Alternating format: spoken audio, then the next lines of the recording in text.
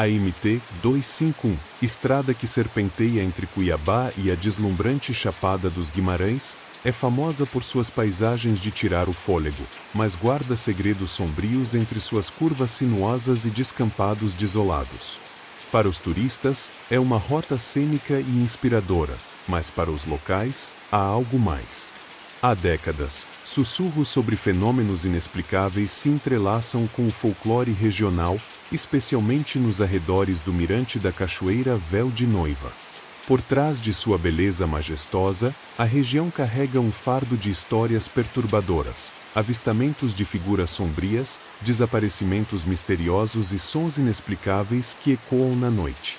Esses relatos, para muitos, são apenas superstições antigas, mas para quem mora ali, são mais que histórias, são advertências. Flávio, um caminhoneiro calejado por anos de estrada, não era homem de acreditar em fantasias. Lendas para assustar turistas, ele costumava dizer, zombando das histórias contadas por outros motoristas nas paradas de estrada. Flávio era um homem prático, acostumado ao isolamento e às longas jornadas pela noite. Nada além do rugido constante do motor e o brilho dos faróis cortando a escuridão parecia realmente capaz de perturbá-lo. Naquela noite em particular, porém, algo estava diferente. Uma entrega atrasada obrigou Flávio a enfrentar a serra à meia-noite, horário que ele sempre evitava. Não que ele acreditasse nos boatos, mas dirigir aquela hora era complicado. A visibilidade diminuía e a estrada, repleta de curvas traiçoeiras, tornava-se ainda mais perigosa. Ainda assim, o trabalho era trabalho, e ele não tinha escolha. O céu estava sem lua, e a escuridão parecia quase sólida, engolindo tudo ao redor. Apenas o farol do caminhão iluminava a faixa estreita de asfalto à frente, enquanto sombras grotescas dançavam nas margens, projetadas pela vegetação retorcida e imponente. O vento soprava forte naquela altura da serra, uivando como se quisesse contar segredos antigos. As árvores inclinavam-se de maneira estranha, como se cochichassem entre si, e a sensação de isolamento começava a pesar. Flávio, porém, manteve-se firme, uma mão no volante e outra segurando um cigarro recém-acendido. Ele olhou pelo retrovisor, um hábito inconsciente, e notou algo incomum. O trecho atrás dele parecia ainda mais escuro do que o resto da estrada, como se o próprio asfalto tivesse sido devorado pela sombra. "O cansaço tá me pregando peças", murmurou para si mesmo, tentando afastar a crescente sensação de desconforto.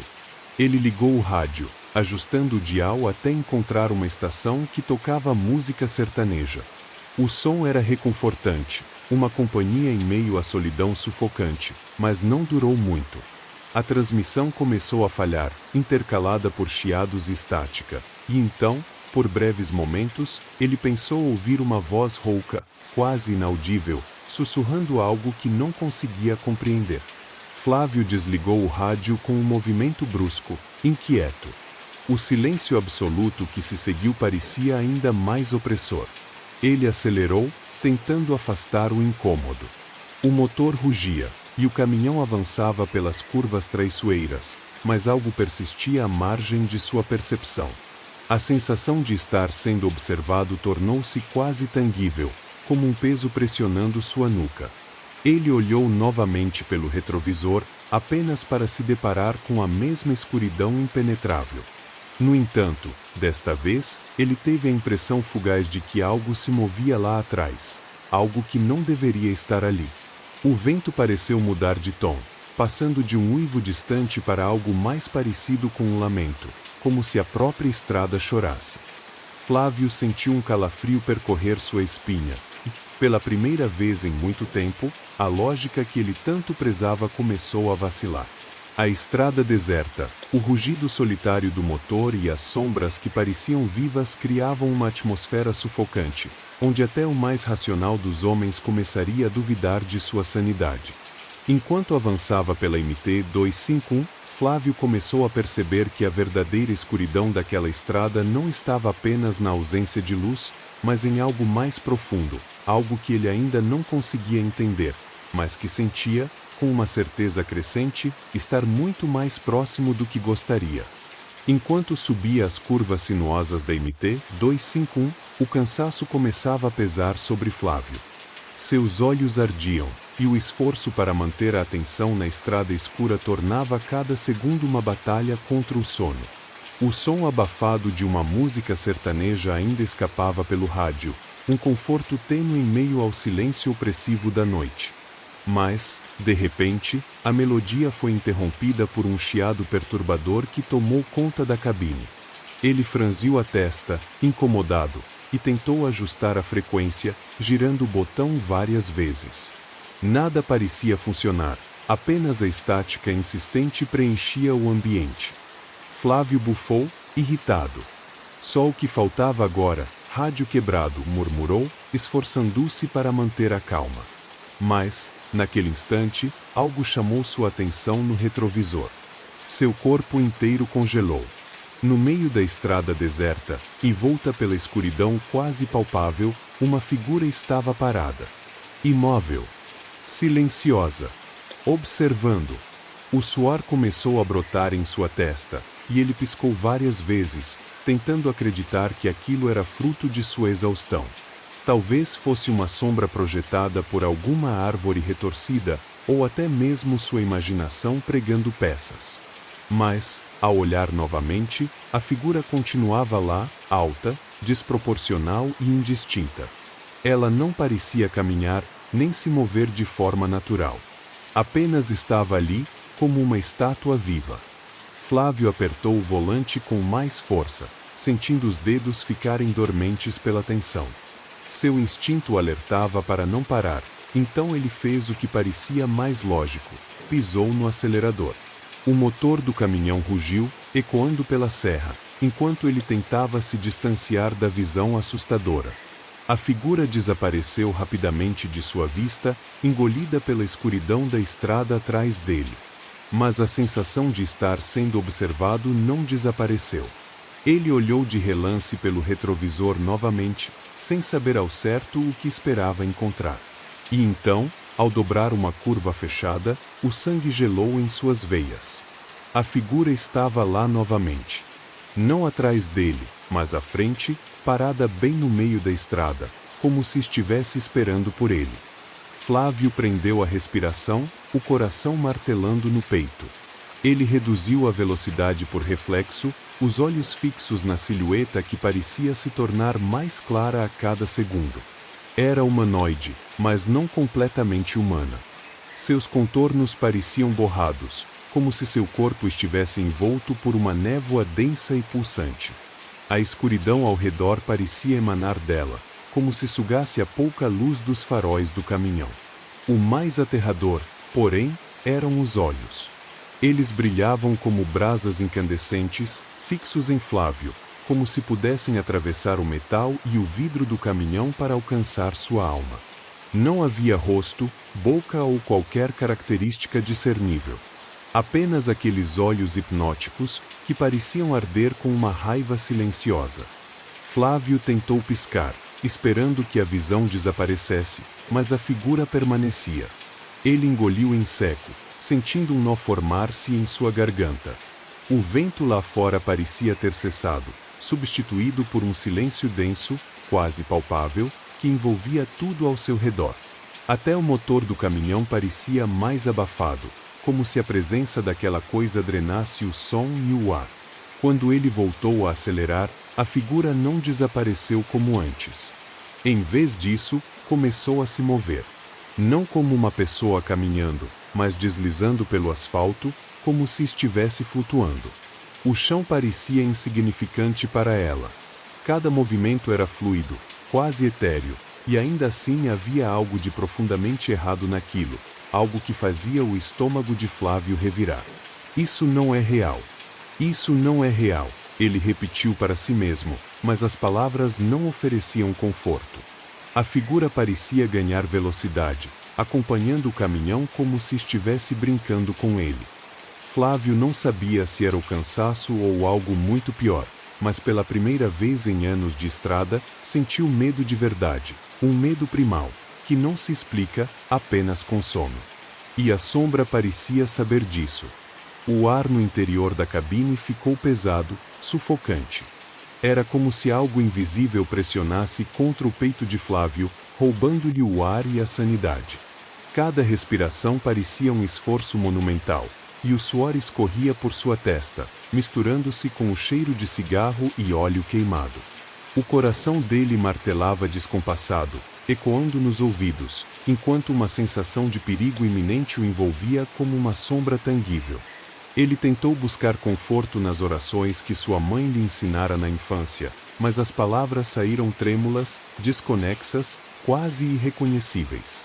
Pareciam ser sugadas pela atmosfera opressora da cabine, deixando apenas o vazio. Foi então que a figura escura, parada na estrada à frente, agiu. Sem aviso, ela avançou em um movimento abrupto, direto em direção ao caminhão. Não correu, não saltou, simplesmente deslizou, atravessando o capô como se a barreira física não existisse. Flávio não teve tempo para reagir. No instante em que a sombra penetrou a cabine, um som aterrorizante ecoou pelo ar, algo entre um lamento humano e o som de metal sendo rasgado. Era agudo, visceral, como se o próprio tecido da realidade estivesse sendo mutilado. O rádio, que antes estava silencioso, explodiu em um ruído ensurdecedor, uma mistura de estática e vozes incompreensíveis que se sobrepunham, criando uma cacofonia que fazia os ouvidos de Flávio latejarem. As luzes do painel e os faróis do caminhão começaram a piscar freneticamente, criando flashes de luz que iluminavam de forma intermitente o interior da cabine. As sombras projetadas por esses flashes pareciam ganhar vida, movendo-se em ritmos estranhos e desconexos. Flávio apertou os olhos, tentando bloquear o caos ao seu redor, mas o medo o impedia de se concentrar. Desesperado, ele fez o que seu instinto lhe ordenou, pisou no freio com toda a força. O caminhão derrapou violentamente, os pneus gritando contra o asfalto enquanto o veículo lutava para manter o controle. A força do movimento jogou Flávio contra o volante, e ele sentiu o impacto no peito como um soco. O mundo ao redor tornou-se um borrão de luzes piscantes e escuridão avassaladora. O caminhão finalmente parou com um solavanco, os pneus raspando perigosamente perto da borda de um penhasco.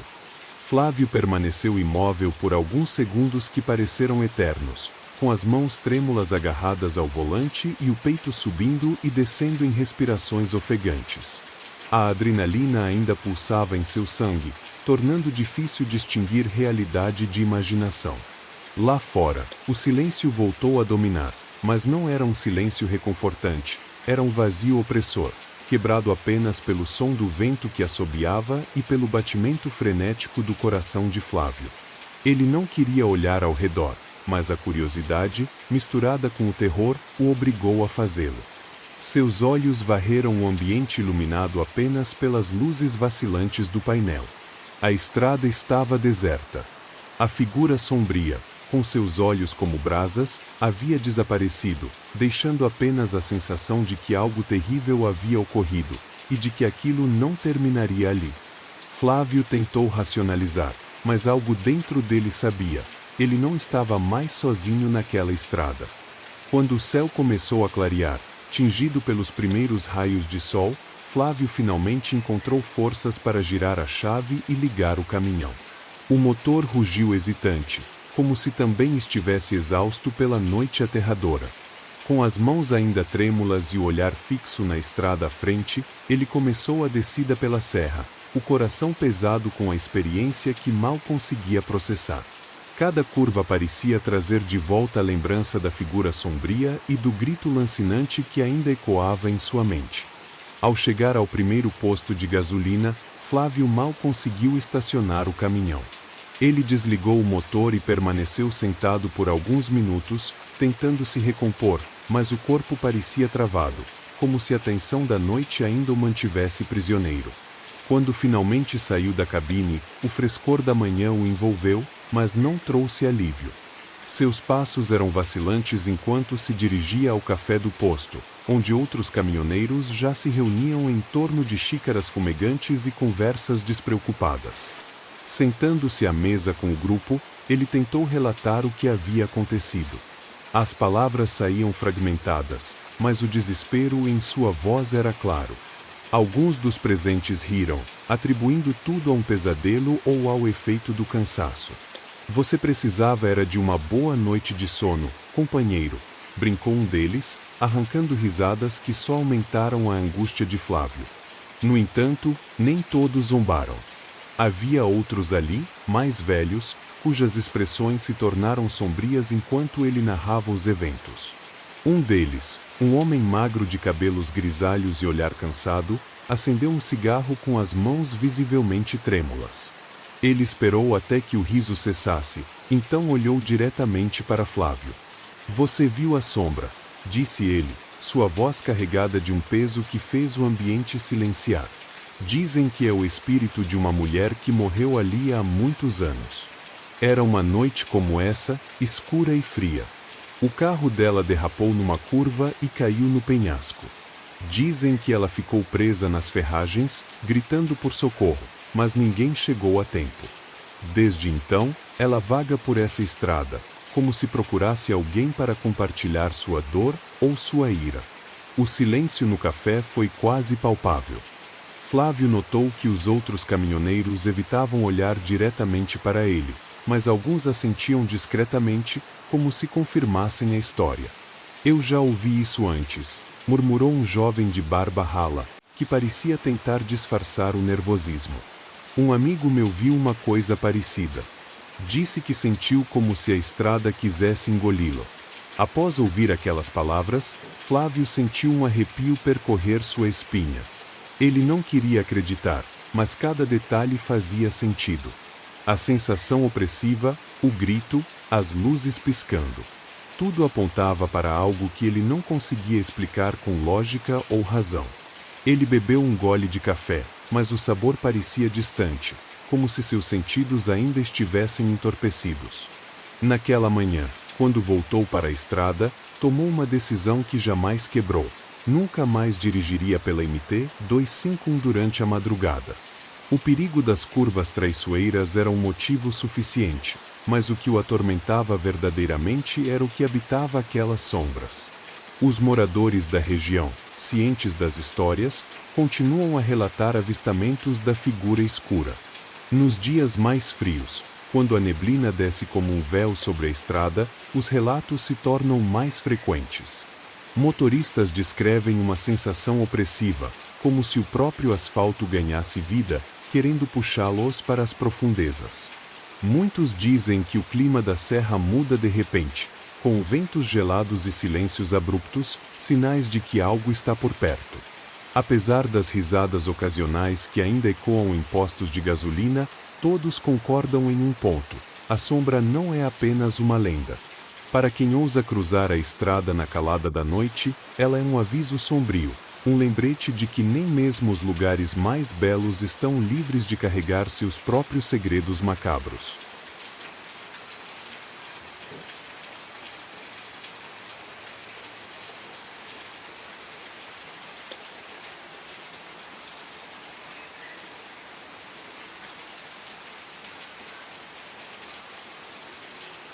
O ar no interior da cabine ficou pesado, sufocante. Era como se algo invisível pressionasse contra o peito de Flávio, roubando-lhe o ar e a sanidade. Cada respiração parecia um esforço monumental, e o suor escorria por sua testa, misturando-se com o cheiro de cigarro e óleo queimado.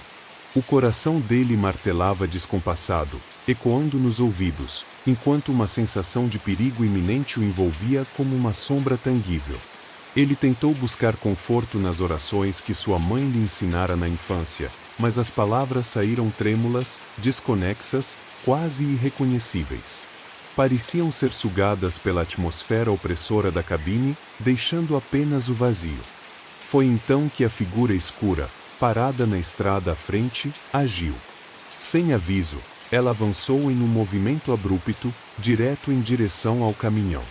Não correu, não saltou.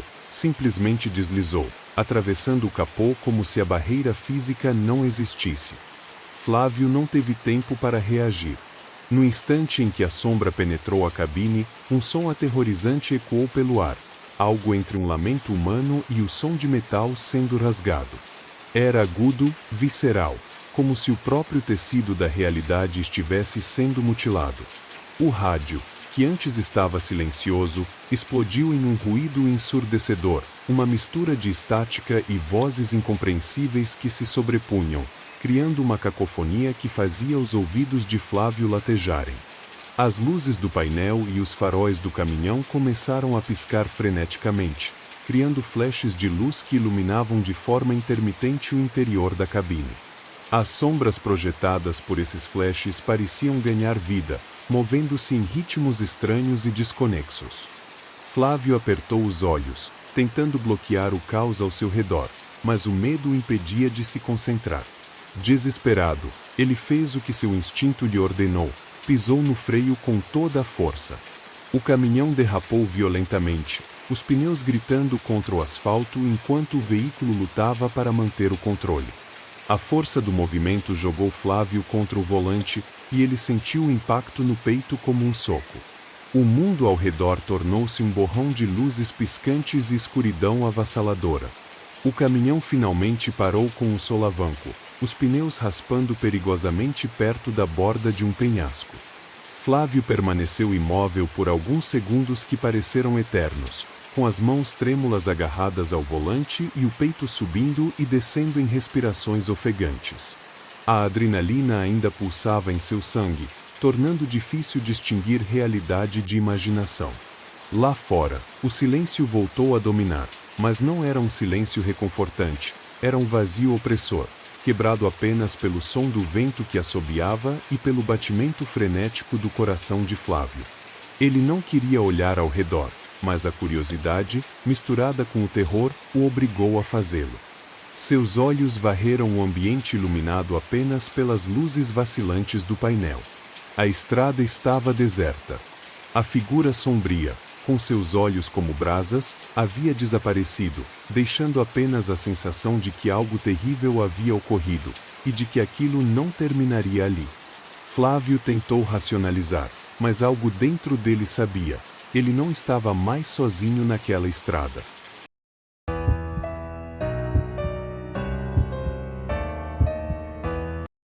A Casa de Pedra, uma imponente formação rochosa esculpida ao longo de séculos pelos caprichos do vento e da água, destaca-se como um dos locais mais fascinantes e misteriosos da Chapada dos Guimarães.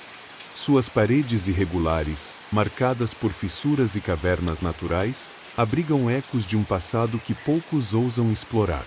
Durante o dia, sua beleza natural é um convite para aventureiros e fotógrafos, mas, à noite, o ambiente adquire um ar sombrio, quase ameaçador. Dizem que quando o vento uiva através das fendas da rocha, ele carrega consigo sussurros e lamentos. Alguns acreditam serem ecos do próprio vento, mas outros juram que são vozes de antigos rituais que um dia ocorreram ali, práticas que até hoje permanecem envoltas em segredo.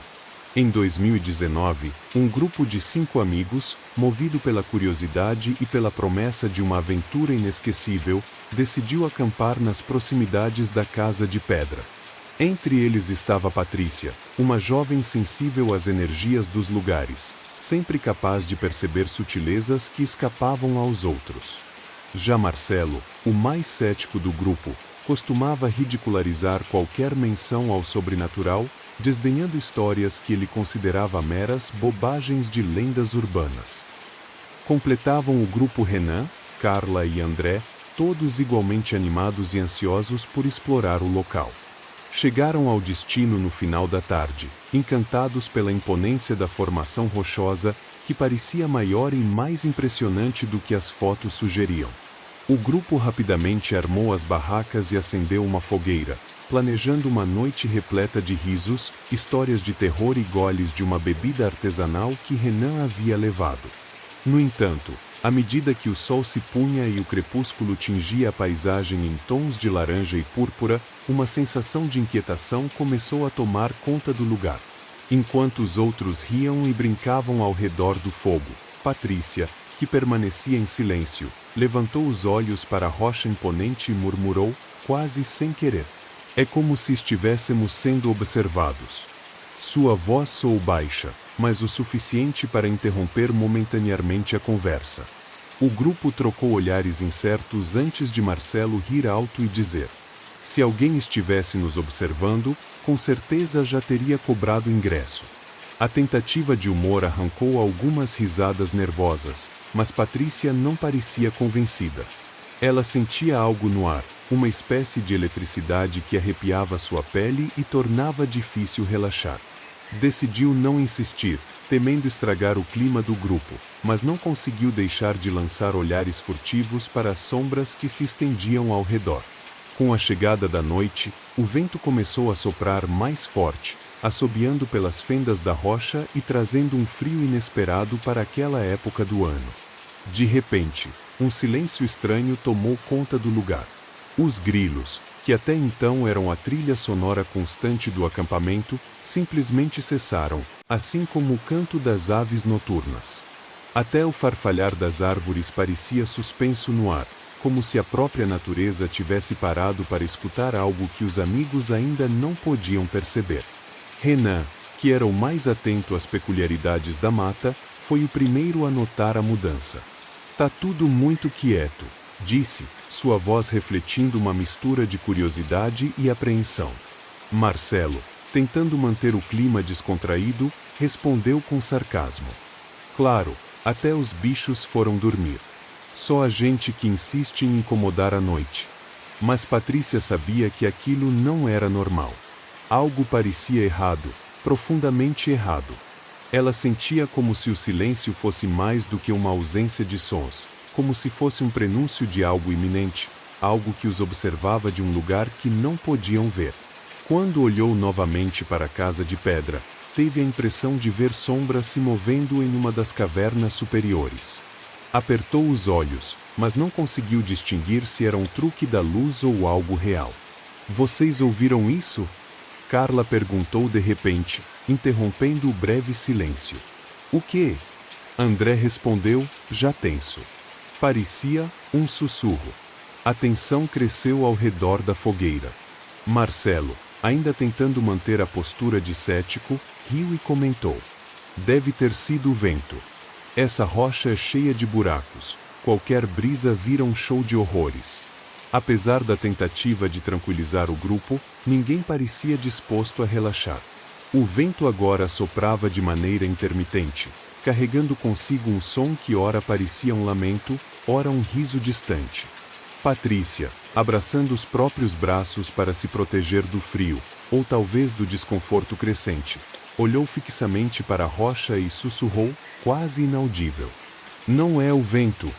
Enquanto as horas avançavam, o desconforto aumentava.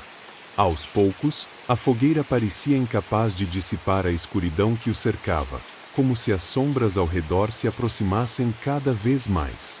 E então, algo aconteceu que mudaria para sempre a forma como aquele grupo de amigos enxergava a casa de pedra. Um som seco e metálico ecoou pela noite, vindo da direção da formação rochosa. Era como o som de algo sendo arrastado, ou de correntes se chocando contra a pedra. Dessa vez, nem mesmo Marcelo conseguiu esconder sua inquietação. "O que foi isso?" perguntou, agora sem um pingo de humor na voz. Todos se voltaram para a casa de pedra, mas a escuridão era impenetrável, e o som cessou tão abruptamente quanto começou. Enquanto estavam ao redor da fogueira, rindo e compartilhando histórias que oscilavam entre o engraçado e o assustador, um som distante interrompeu a conversa. No início, era sutil, quase como o farfalhar das folhas ao vento. Mas logo ficou claro que não era o vento. Eram passos. Pesados e arrastados, como se algo estivesse caminhando pela mata com dificuldade, os pés raspando contra o solo seco. O grupo parou de falar, suas vozes abafadas pelo som cada vez mais próximo. "Deve ser um animal", sugeriu Marcelo, tentando manter a calma, embora sua voz traísse um leve tremor. Ele se inclinou para a frente, com os olhos fixos na escuridão. "Talvez um tamanduá ou um veado." Patrícia balançou a cabeça, negando silenciosamente. Ela sentia que aquilo não era um animal comum. O som era ritmado, pesado demais, como se não pertencesse a algo de 4 patas. E então, os passos se multiplicaram. Um som aqui, outro ali. Agora pareciam vir de todas as direções, como se algo, ou várias coisas, estivessem se aproximando. O grupo trocou olhares nervosos, cada um lutando para não entrar em pânico. É impossível, murmurou Renan, seus olhos arregalados fixos no entorno escuro. É como se estivessem nos cercando. Marcelo tentou acender outra piada, mas as palavras morreram em sua boca quando o som de galhos quebrando ecoou à sua esquerda, tão perto que ele podia jurar que alguém estava a poucos metros. Carla agarrou o braço de André, seus dedos cravando na pele dele, e sussurrou: "O que está acontecendo?" Subitamente, a fogueira, que até então era o único ponto de luz e calor em meio à escuridão, apagou-se por completo. Não houve aviso. As chamas simplesmente murcharam, como se uma mão invisível tivesse sufocado o fogo em um gesto frio e calculado. No escuro absoluto, o som dos passos cessou, deixando apenas o silêncio. Um silêncio que pesava mais do que as palavras jamais poderiam descrever. "Alguém tem uma lanterna?" perguntou André, sua voz soando estrangulada. Ele procurava desesperadamente pelo celular, mas as mãos tremiam tanto que derrubou o aparelho na terra. Droga!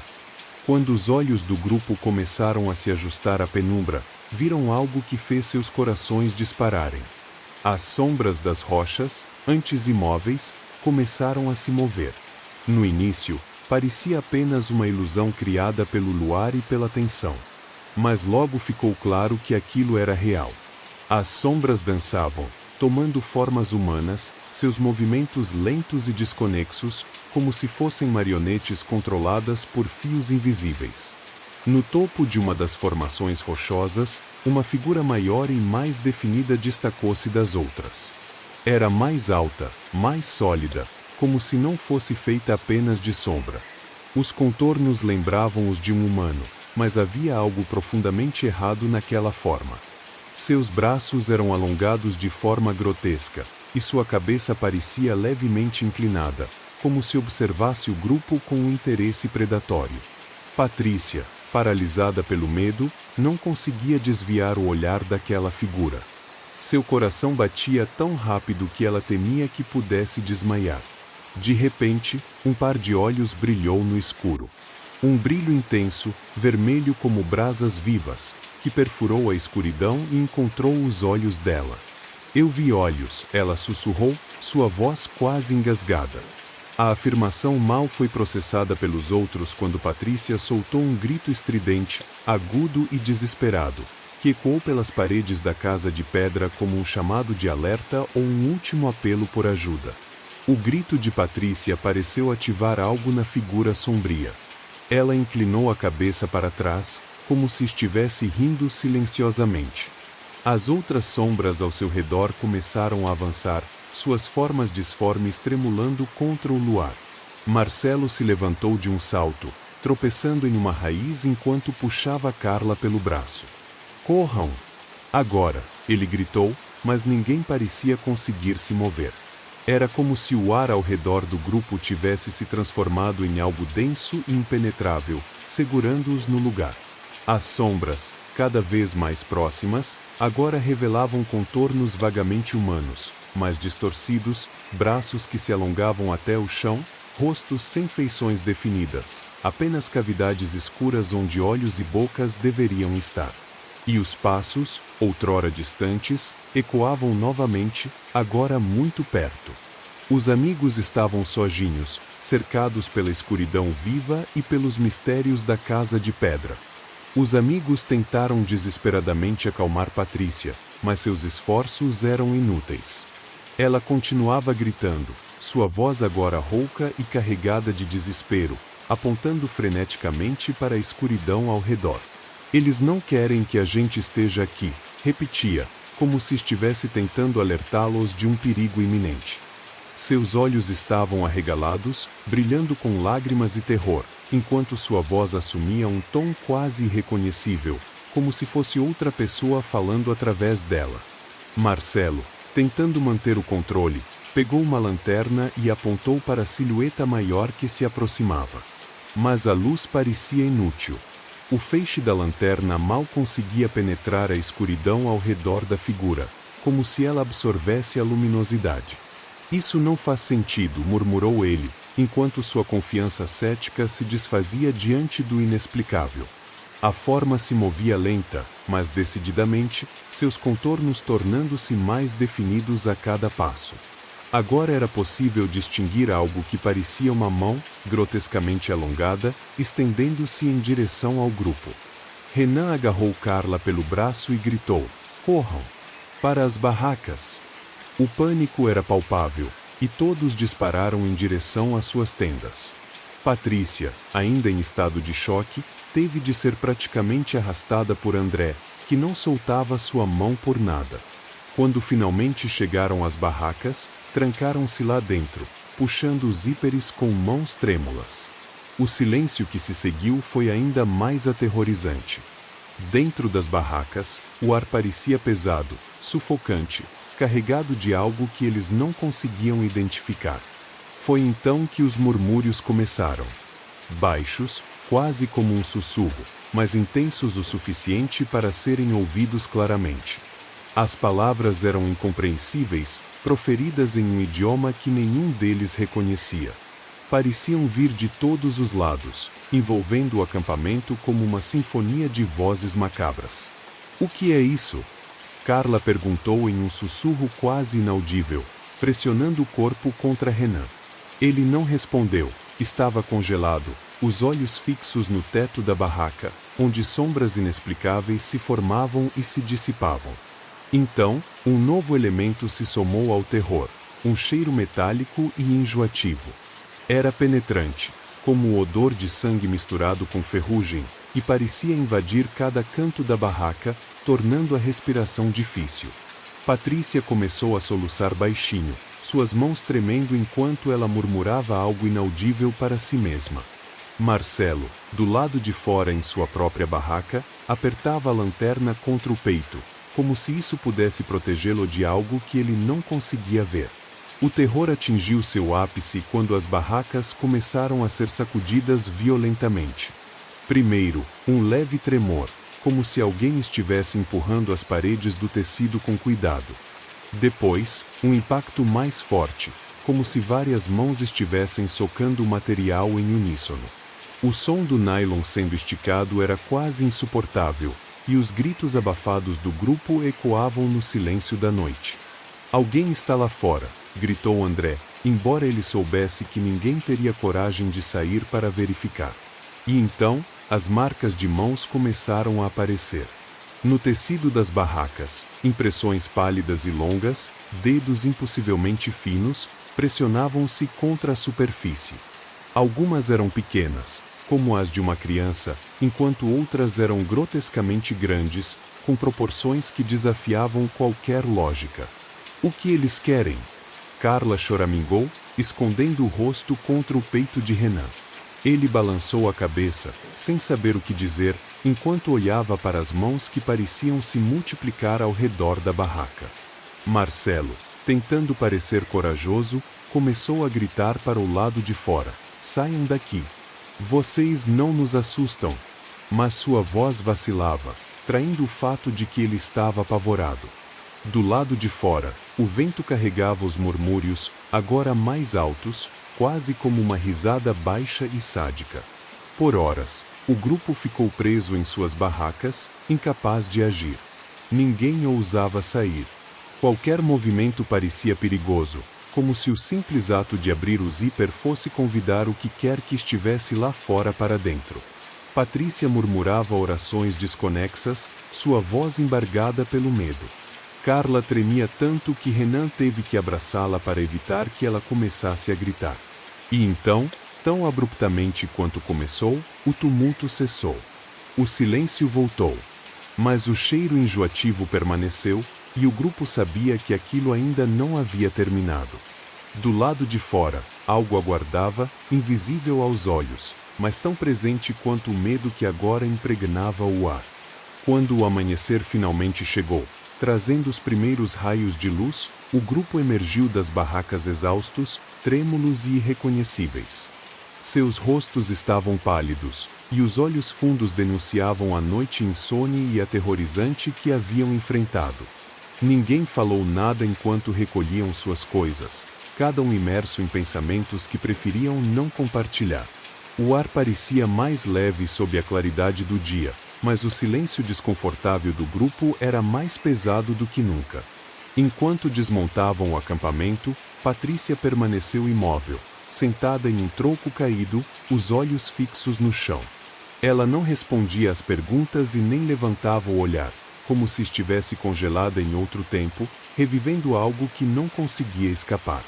Renan, preocupado, tentou tocar seu ombro, mas ela apenas sussurrou. Eu vi coisas que vocês não viram. Antes de irem embora, Marcelo, com uma coragem forçada que ninguém entendia, insistiu em verificar as proximidades da casa de pedra, como se precisasse de alguma evidência para entender o que tinham vivido. Contra o bom senso, todos acabaram seguindo-o, ainda que a passos hesitantes. O local parecia intocado, normal à primeira vista, mas à medida que se aproximavam, algo chamou a atenção de Carla. Olhem isso, disse ela, apontando para as paredes da rocha. E então, eles viram marcas de mãos ensanguentadas. Não eram simples manchas. Eram impressões enormes, desproporcionais, com dedos longos e finos, espalhadas de maneira irregular pelas superfícies mais lisas da formação rochosa. Alguns traços desciam até o chão, como se aquelas mãos tivessem arranhado as paredes ao longo da noite. Isso é impossível, murmurou Marcelo, seu ceticismo esmagado pela cena diante de seus olhos. Ninguém do grupo estava ferido, ninguém havia sangrado. Ainda assim, o vermelho seco contrastava com o cinza frio da rocha, testemunhando algo que ninguém conseguia explicar. Patrícia, ainda em silêncio, desviou o olhar. Ela sabia algo que não conseguia, ou não queria, compartilhar. Seu rosto estava vazio de expressão, mas havia um brilho sombrio em seus olhos, como se parte dela tivesse sido deixada ali, na casa de pedra. Desmontaram o acampamento o mais rápido possível, movidos por uma mistura de urgência e pavor. Ninguém queria olhar para trás, mas o peso do que haviam vivido parecia segui-los, como uma sombra invisível que não se dissipava com a luz do sol. No caminho de volta, o grupo mal trocou palavras. O silêncio entre eles era mais alto do que qualquer som da mata ao redor. Quando finalmente chegaram à cidade, o grupo se separou sem cerimônias, cada um buscando um refúgio pessoal para lidar com o trauma. Patrícia foi a mais atingida. Desde aquela noite, nunca mais mencionou a casa de pedra e evitava qualquer lugar que lhe lembrasse a experiência. Seus amigos notaram que algo nela havia mudado. Seu olhar parecia sempre distante, como se estivesse assombrada por algo que ninguém mais podia ver. Marcelo, que antes era o mais cético e desafiador, também mudou. Tornou-se mais reservado, quase recluso, raramente falando sobre o que aconteceu. Uma única vez, em uma conversa com Renan, admitiu: há coisas que não devemos desafiar. A gente mexeu com algo que não entende. Com o tempo, rumores começaram a circular pela cidade. Desde aquela noite, a casa de pedra passou a ser evitada por turistas e moradores. Histórias de avistamentos de sombras dançantes e sons estranhos durante a noite se multiplicaram. Alguns relataram ouvir risadas e murmúrios em línguas desconhecidas, enquanto outros afirmavam ter visto figuras de olhos brilhantes espreitando pelas fendas da rocha. Os moradores mais antigos, com um olhar sério e desconfiado, repetiam o aviso que passou a ser quase um mantra local. Se você for à casa de pedra, nunca fique até a noite. Outros especulavam que o grupo havia perturbado algo antigo e sagrado. Um ritual jamais concluído, um encontro com forças que ainda habitam o lugar. Apesar das teorias, ninguém jamais teve coragem de retornar para descobrir a verdade. E assim, a casa de pedra permaneceu como um mistério intocado, um local onde a beleza natural esconde terrores invisíveis. Os amigos nunca mais voltaram a se reunir. Cada um lidou com seus próprios fantasmas, mas todos sabiam, no fundo, que haviam deixado parte de si naquela noite maldita, e levado algo de lá que nunca mais os deixaria em paz.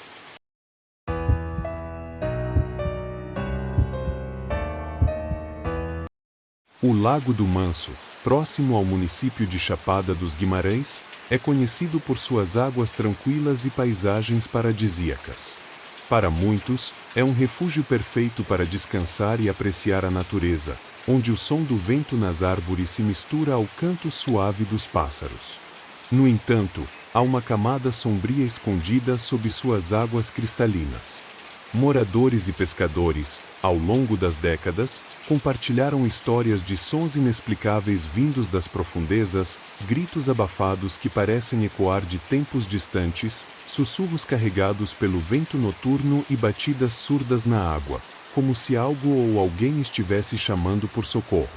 Esses relatos, embora intrigantes, sempre foram tratados como folclore local, histórias contadas ao redor de fogueiras ou para assustar turistas curiosos, até que Marcos e Adriana decidiram passar um fim de semana no lago.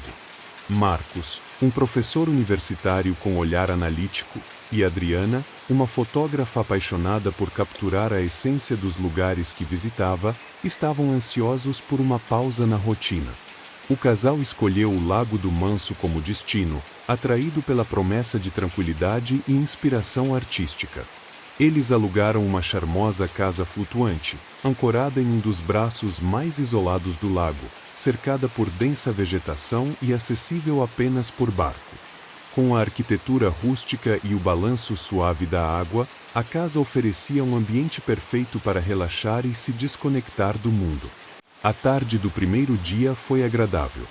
Adriana explorou a área com sua câmera, encantada pelas nuances de cores refletidas na água e pela luz dourada do sol filtrada pelas árvores. Marcos, por sua vez, mergulhou em um livro enquanto desfrutava do som relaxante da natureza. O dia foi marcado por risadas espontâneas, um brinde com vinho ao pôr do sol e um jantar simples preparado juntos. O céu estrelado parecia infinito, e o casal se sentiu como se estivesse em um pedaço do paraíso. Quando a noite caiu completamente, um silêncio quase sobrenatural tomou conta do lago. Apenas o som ocasional do movimento da água contra as bordas da casa flutuante quebrava a quietude. Adriana, sempre curiosa, decidiu montar sua câmera no deck para capturar o reflexo das estrelas na superfície da água. Enquanto ajustava o foco, uma sensação estranha a tomou, como se estivesse sendo observada. Marcos notou o comportamento inquieto da esposa e brincou para aliviar o clima, sugerindo que talvez fosse o espírito do lago que queria aparecer nas fotos. Ambos riram, mas a sensação permaneceu. Por volta da meia-noite, o casal foi despertado por um som peculiar. Era uma batida ritmada, vinda do lado de fora, como se alguém estivesse golpeando levemente o casco da casa. Marcos se levantou primeiro, acreditando que talvez fosse apenas um galho trazido pela correnteza. Quando abriu a porta para investigar, encontrou apenas a escuridão e o reflexo da lua nas águas. O som cessou, mas uma brisa gelada o envolveu, fazendo-o estremecer. Ele voltou para dentro, atribuindo a experiência à sua imaginação. Adriana, no entanto, teve dificuldade em voltar a dormir. Enquanto observava o teto da casa, começou a ouvir algo mais, um murmúrio baixo, indistinto, como se alguém estivesse sussurrando seu nome. Inicialmente, pensou ser o vento, mas o som parecia próximo, quase dentro do quarto. Tremendo, acordou Marcos, que tentou tranquilizá-la, mas ao encostar o ouvido na parede, também pôde ouvir. Agora, ambos estavam alertas. O som dos murmúrios se intensificava, transformando-se em algo parecido com gemidos de dor ou lamentação. O casal decidiu sair para o deck, levando lanternas na tentativa de descobrir a origem do som.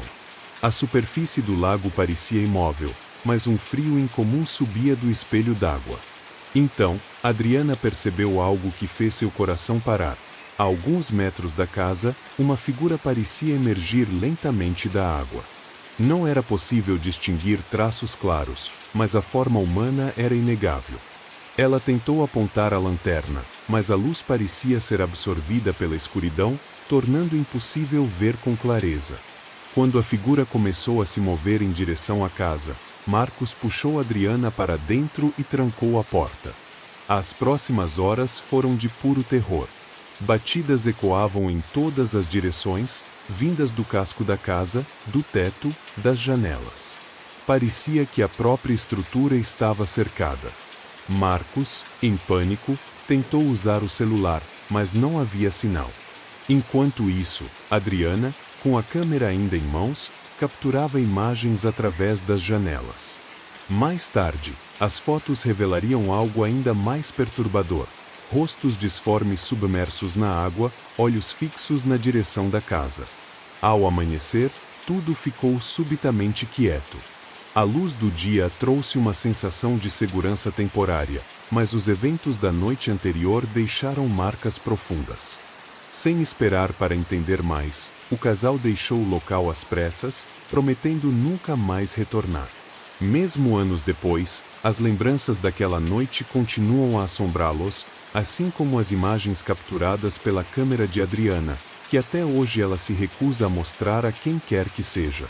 Enquanto o casal descansava na pequena sala da casa flutuante, o vento, que até então era apenas uma brisa leve, começou a ganhar força, fazendo as janelas rangirem em protesto.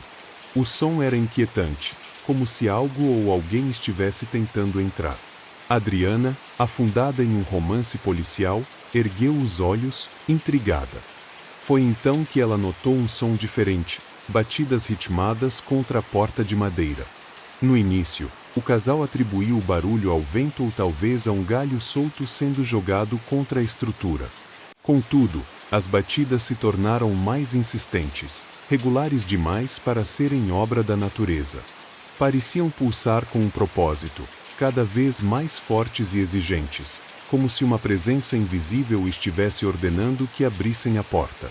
Marcos, inicialmente hesitante, acabou cedendo à curiosidade, embora um desconforto crescente o tomasse.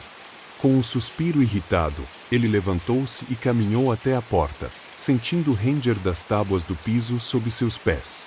Ele lançou um olhar para Adriana, que observava em silêncio, agarrando o livro como se fosse um escudo. Ao abrir a porta, foi recebido pela vastidão escura da noite, iluminada apenas por uma lua pálida que mal refletia na superfície do lago. O vento gelado o fez estremecer, mas foi algo no chão que chamou sua atenção: pegadas molhadas. Elas começavam na soleira da porta e seguiam até a borda da casa, desaparecendo na água. Os contornos eram nitidamente humanos, mas não havia ninguém à vista. Marcos ficou paralisado por alguns instantes, tentando encontrar uma explicação lógica. Talvez fossem de algum pescador que passará por ali antes? Ou, quem sabe, de adolescentes pregando uma peça. Ele fechou a porta com força, tentando mascarar seu desconforto, e voltou para o sofá, onde Adriana o aguardava com um olhar inquieto. Ele compartilhou o que viu, mas ambos decidiram ignorar, convencendo-se de que não era nada demais. Horas mais tarde, quando finalmente se deitaram, o ambiente parecia carregado de uma tensão silenciosa. O som do vento ainda reverberava, mas algo na atmosfera havia mudado. Adriana, que dormia encolhida sob o cobertor, foi a primeira a notar. Um frio intenso se infiltrou no quarto, um frio antinatural, como se uma janela estivesse aberta, mas todas estavam fechadas. Ela acordou com um sobressalto, sentindo o tecido do cobertor deslizar de seus ombros, como se fosse puxado por uma mão invisível. Com o coração acelerado, ela esticou o braço para alcançar sua lanterna que estava na cabeceira, e o feixe de luz revelou algo que fez seu sangue gelar. Na ponta da cama, havia uma figura.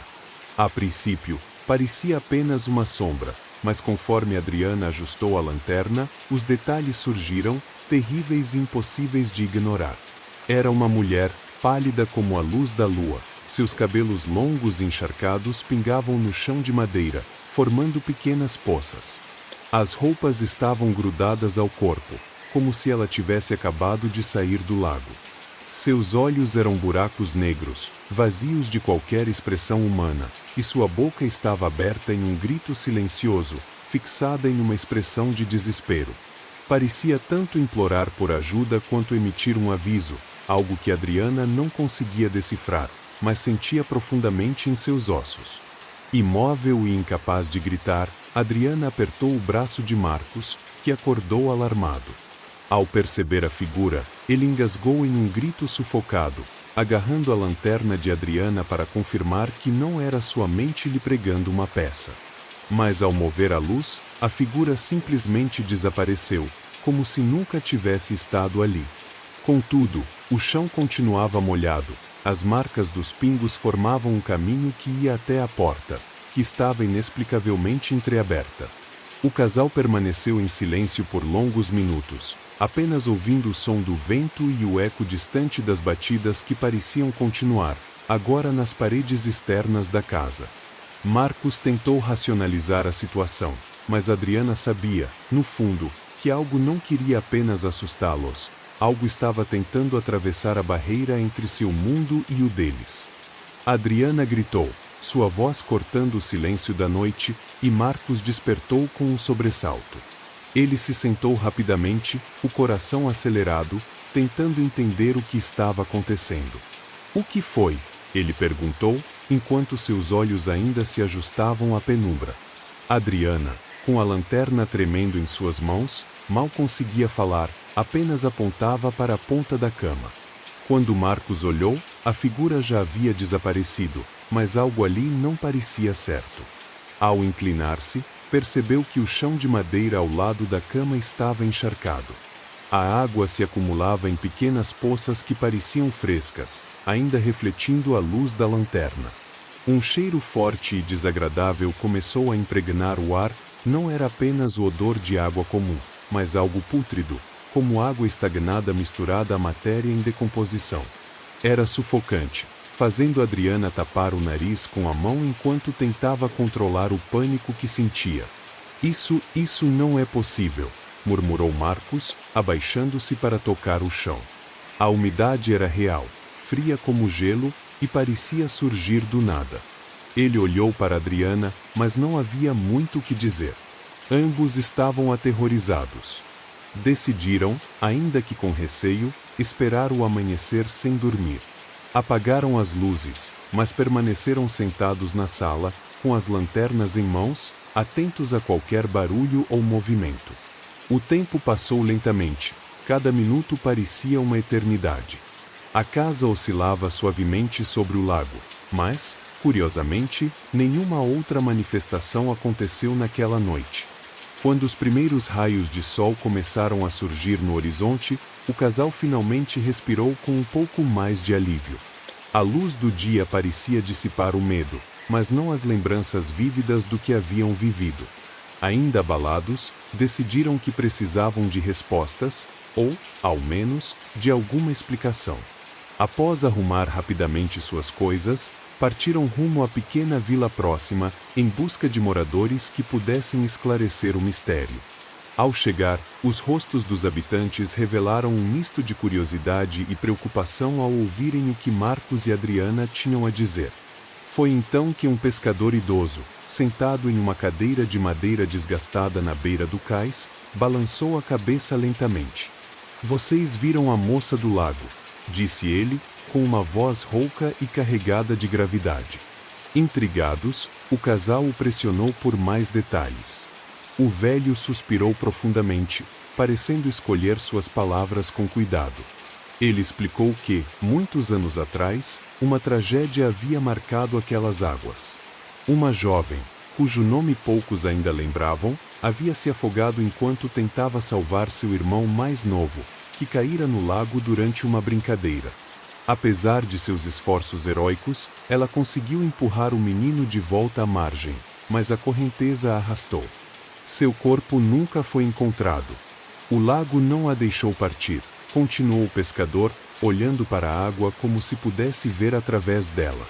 Ela aparece nas noites de lua cheia, especialmente perto daquela casa flutuante. Alguns dizem que ela ainda busca ajuda, que não sabe que está morta. Outros acreditam que sua alma está cheia de mágoa e que ela quer companhia, quer arrastar outros para o fundo do lago. Adriana estremeceu ao ouvir aquilo, suas mãos ainda trêmulas. Mas por que a casa? Por que nós? Perguntou, sua voz carregada de ansiedade. O pescador deu de ombros, o olhar distante. Ninguém sabe ao certo. Talvez porque vocês estavam lá, vulneráveis, ou talvez porque ela sentiu algo em vocês. O lago tem seus próprios segredos, e nem todos são para entender, menina. Antes de irem embora, outro morador os advertiu para nunca mais passar uma noite ali durante a lua cheia. Há coisas que pertencem à água e devem ficar na água, disse ele, sua voz baixa, quase um sussurro. Marcos e Adriana, ainda em choque, agradeceram e voltaram para a casa flutuante apenas para recolher suas coisas e sair o mais rápido possível. Enquanto o casal se afastava do lago, o reflexo da luz do sol na água parecia menos acolhedor e mais sombrio, como se guardasse segredos nas profundezas. Mesmo longe, o cheiro de água estagnada parecia permanecer em suas narinas, um lembrete inquietante do que haviam testemunhado. A experiência deixou marcas que eles jamais esqueceriam, um mistério que, talvez, preferissem nunca ter tentado desvendar. Marcos e Adriana decidiram encurtar sua estadia no Lago do Manso. A casa flutuante, que no início parecia um refúgio perfeito, agora era sinônimo de inquietação e medo.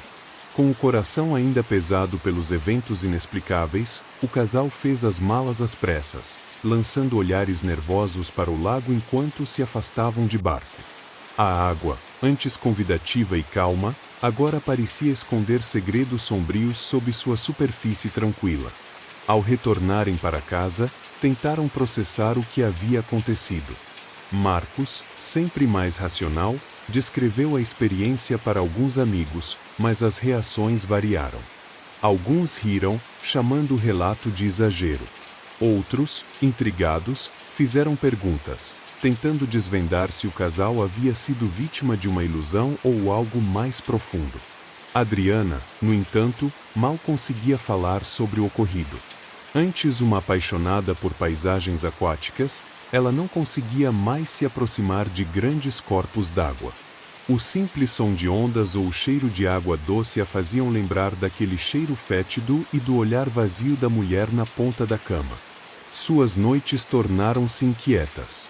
O sono era interrompido por pesadelos vívidos, onde ela se via presa no lago, afundando lentamente enquanto a figura de cabelos longos a observava. Por vezes, acordava gritando, sentindo o mesmo frio gélido que experimentara naquela noite fatídica. Marcos, preocupado, sugeriu buscar ajuda, mas Adriana relutava. Ela sabia que aquilo ia além do que qualquer explicação terrena poderia resolver. Meses depois, em uma tarde cinzenta, Adriana decidiu enfrentar um pouco de seu medo ao revisar as fotos que havia tirado no lago. Sentada em sua escrivaninha, mergulhou nos arquivos da câmera, relembrando as imagens do pôr do sol, da casa flutuante e das paisagens ao redor. Foi um exercício difícil, pois cada foto trazia à tona as memórias daquele fim de semana aterrorizante.